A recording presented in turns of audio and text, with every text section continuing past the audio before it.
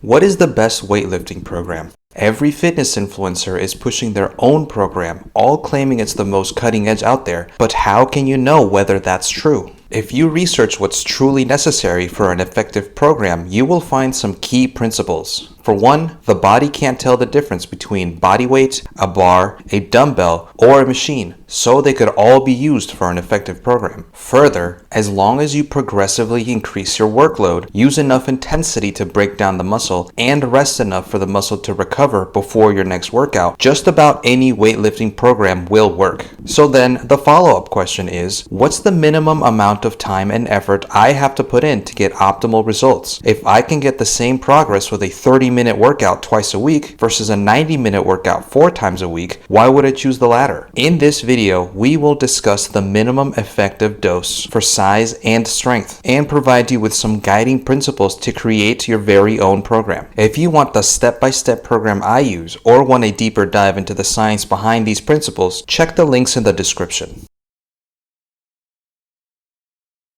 This protocol calls for 1 set per muscle group to failure, or even better, beyond failure. Once you reach the point where you're pushing the weight but it won't move, continue pushing with all your efforts, and visualize as if you're lifting a car off your chest or pulling yourself up from the side of a cliff for about 10 seconds. Getting to this point takes practice because it's scary. It can almost feel like a panic attack because you're pushing beyond your current limits, which physiologically feels to your body like a life or death situation. But this is what forces an adaptive response. How do you know if you've reached the right intensity? Easy. Can you do any more reps, or are you unable to complete even a single rep no matter how hard you try? If you're able to fatigue the muscle appropriately, you won't be able to do more than 2 or 3 reps even a few minutes later. But until you get there, feel free to utilize drop sets and rest pause sets to further fatigue the muscle, with the goal of eventually eliminating those tools as you get better at pushing yourself on your single set. This is what I do. After my 1 set, I will immediately pick up a slightly lower weight and try to do a few more reps. Then I repeat this until I feel like I have absolutely nothing left.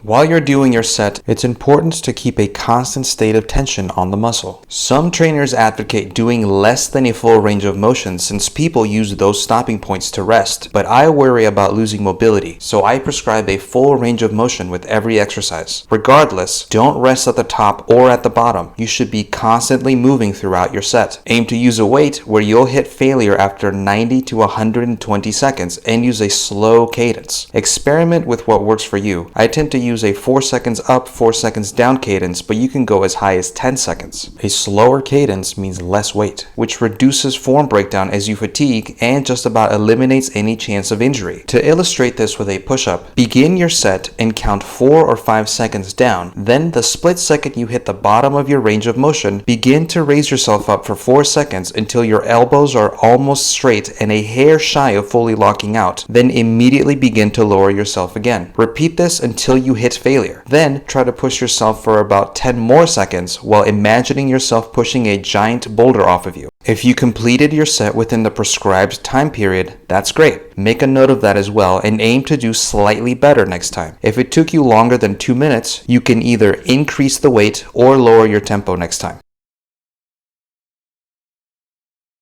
It's important to pick exercises that use the most body parts possible, but it's also important to pick exercises that don't require a lot of skill, like a barbell squat, especially as a beginner, because as you fatigue and reach failure, you don't want to be in a position where you might hurt yourself. A lot of trainers recommend machines for this very reason, though if you prefer free weights, you can set up ways to do that safely as well. For example, if you have been using barbell squats in your programming for a while, you could use a squat rack to catch the bar for you once you hit failure.